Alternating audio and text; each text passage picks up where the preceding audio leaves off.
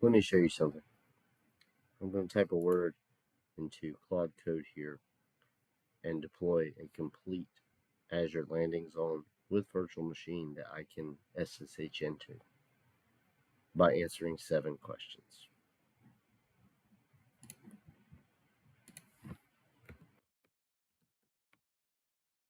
Deploy. This AI is going to walk me through deploying a complete Azure environment. Networking, security, key vault, virtual machines, monitoring, governance, the whole stack. Enterprise grade, all with one command. And I didn't write a single deployment script to make any of this happen. This is not a demo of Terraform. However, Terraform is free, and this is based on Terraform Azure verified modules, which Microsoft gives away for free.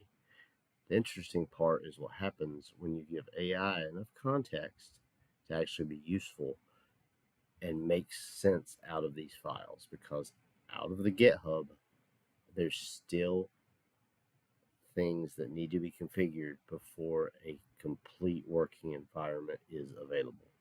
And I'm going to show you how I use Claude to put those pieces together. As you can see, I type deploy. It brings up my Azure IAC deployment wizard, and it's going to ask me some questions.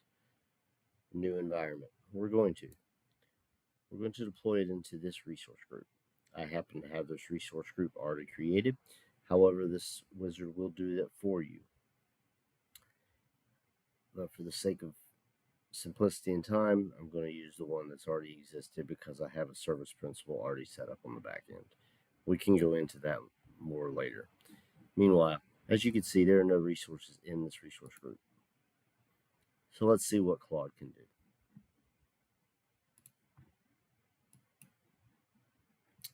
Deploy to a new environment. My name is Dustin. I'm going to show you how I built this. The wins, the failures, and the one file that makes it all work. The problem that I'm trying to solve is I needed to be able to deploy Azure infrastructure consistently and reliably and provide my team a way to do the same as we are progressing through our automation journey. This is a meet in the middle kind of scenario that can help you troubleshoot problems that are often encountered, or I should say, let AI troubleshoot the problems that are often encountered and allow you to have a platform that deploys the same thing every time in compliance to your internal standards. So let's walk through this. So the first thing that it did is it went through and it looked and it found my environments. As you can see here, dedicated environments, dev RG, staging, prod. These are the 3 environments currently configured in my Claude Code.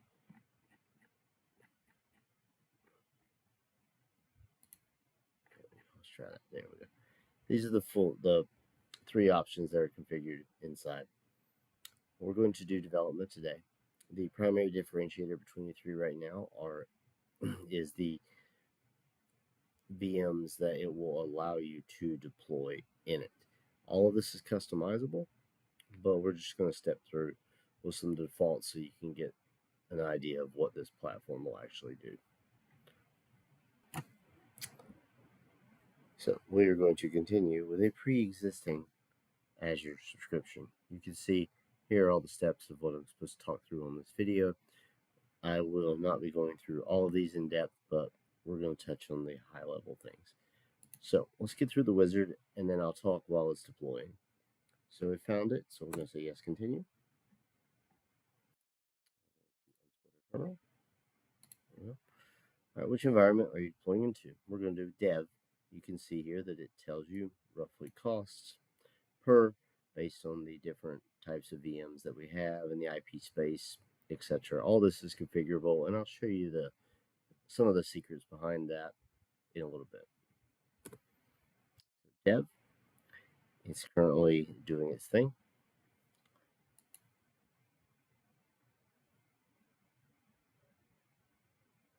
So it's already detecting the resource group that I showed you earlier. This one here.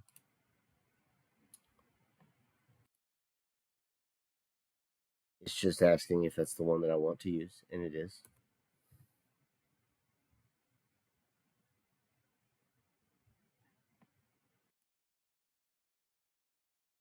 It's giving me the options I have to install. All of this is also configurable in the files that turned Claude into a wizard-driven system.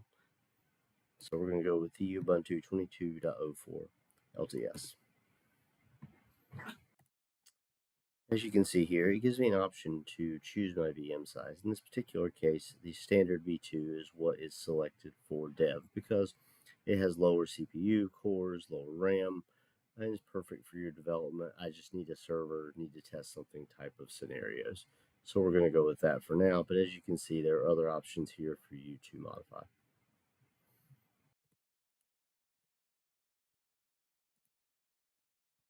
After you choose the environment and the OS and the VM type, it defaults to naming your VM for you to app01.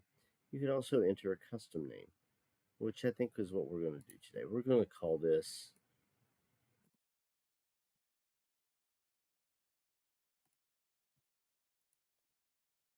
DVA01.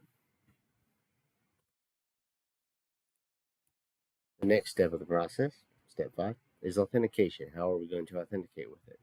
It gives you two options. One is password authentication, and the other is an SSH key. When you get into the production deployments, it requires the SSH pre-shared private key, but for development, we will use the password authentication, which will be stored in the key vault, allowing you to not have to share it publicly and only allowing RBAC type permissions for managing of this virtual machine so that if someone leaves, they don't have the password to it. So let's go with password authentication. Okay, so we are to step 6 of 7, the review and confirm. It shows we're in development, the name of the project, the region that I'm in, my subnets that it discovered, NSGs, etc., and all of the things that it's going to create and the names of them based on the VM name that I put. As well, it's going to install log analytics and application insights and configure the VM to write its logs to log analytics and application insights so that you have one location to check for any sort of issues in this environment, whether it be Azure related or application or VM related. Everything goes to log analytics, so it's easy to query. You can even use Claude to do that, but that'll be a different video. As you can go, it shows you a little insight here. Talks about the dev tier and how it is less restrictive, and as why, and then some different changes as we go towards staging and production. But again, we're just doing test or dev because we just need a VM to play with. It's not going to be production. Here we go. So deploy takes about 5 to 8 minutes. I'm not going to make you watch it all, but I just want to show you again. This is my platform. There are no resources in here. Let's deploy. As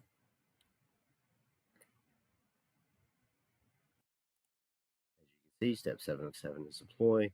It starts using Azure command line to look at the different items that it needs to. The resource group, it's seeing what's in here.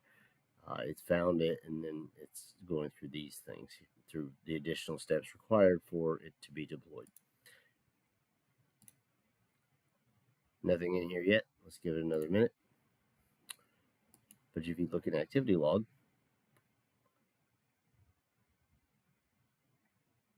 still nothing in here yet either. So it's still working. Give it just a minute.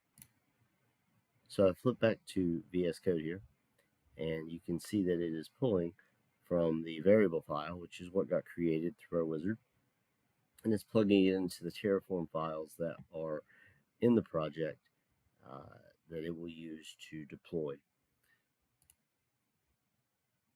Again, here are the Terraform files, main, Terraform output, etc.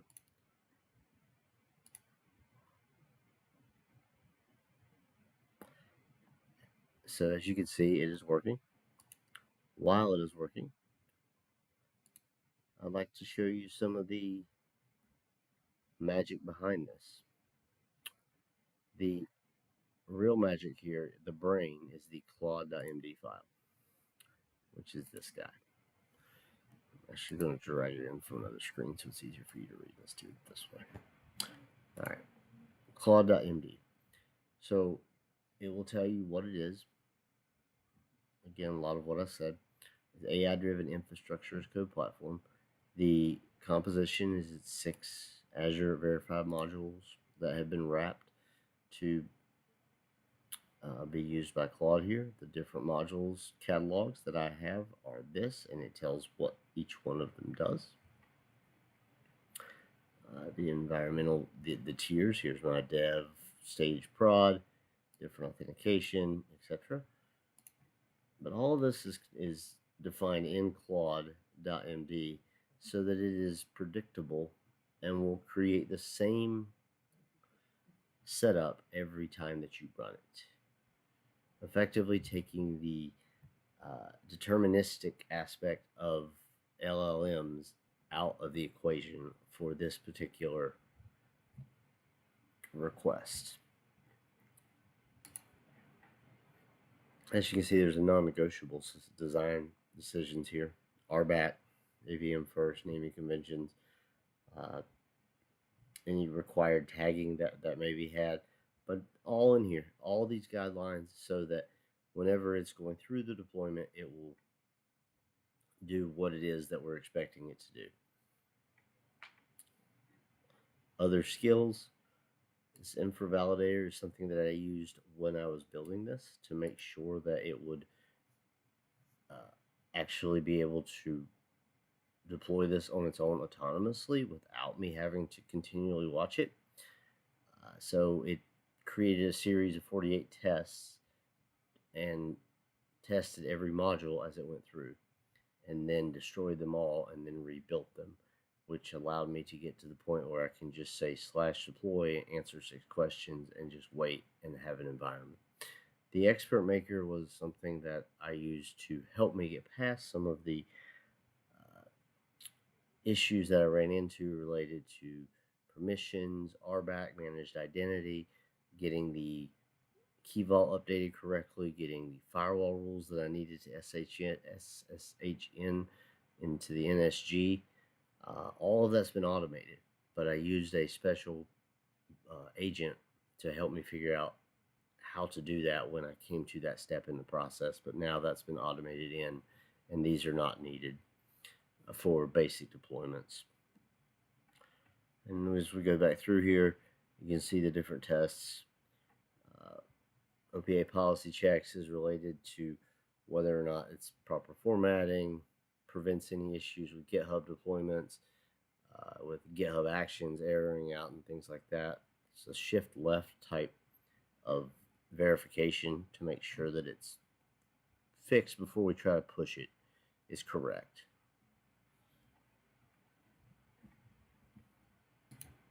And then the last part of this that I'll show you that I think is important is this right here, AVM gotchas. It defines a few of the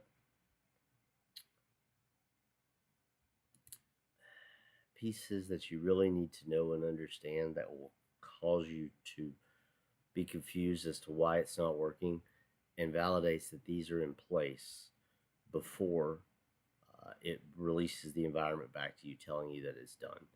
And a few of them, as you can see, are given a little bit of time for RBAC to propagate, only running one command at a time whenever it's doing testing.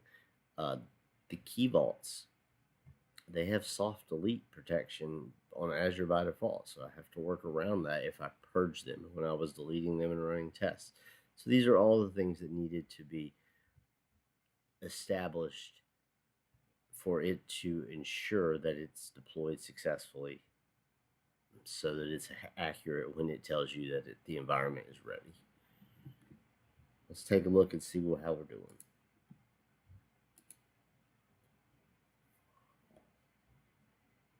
All right, so we got a couple events. Creator update virtual machines subnet. Oh yeah, look at that. Okay, now we got some things going on. Take a look at the overview. It was blank. Look at this, guys. Look at this. It's already created all of these. And in real time, this has been, I'm right at 8 minutes since I selected deploy. Now let's go over here to the deployment wizard and see how it's going. All right, so it's currently gallivanting. As you can see, there's a few errors, but it has error handling built into it. It's working through it, so it's thinking through. So we're just going to wait and see what happens. All right, so step 7 is passed. Admin password is put in the key vault. We're waiting on RBAC propagation. You can see here that it will take a little bit of time. It's one of the things that I showed you in the Claude.md, that it will take time to propagate, so it recognizes that, but it lets you know that the deployment is complete and that we can SSH into it. Here's how to get the password. Here are all the resources that it created, how to get to it, and some suggested next steps. The final step on this post-deployment, allowing you to send any sort of custom instructions if you need to put it on the domain or associate it with a satellite server or install packages, what have you. This will give you the command to do that, and you can hit yes, show me the options, and then tell it what you want, and it will give you the proper commands for you to run so that you don't have to use your own credentials to add it to the domain, because some people aren't comfortable with sharing those with LLMs. So this would be ran in the Azure CLI or directly connected to the machine. If you wanted to trust it with a temporary password, that could be set up, but for this particular demo, I stopped at putting in secrets that the Claude can access directly. So that wraps up the demonstration. I hope that you've enjoyed it, maybe learned something. I feel like you can make AI into any kind of computer program you want. You just got to know the right things to put in its MD files and the YAML files to point to. Again, I'm Dustin. I'm with. Have a good day.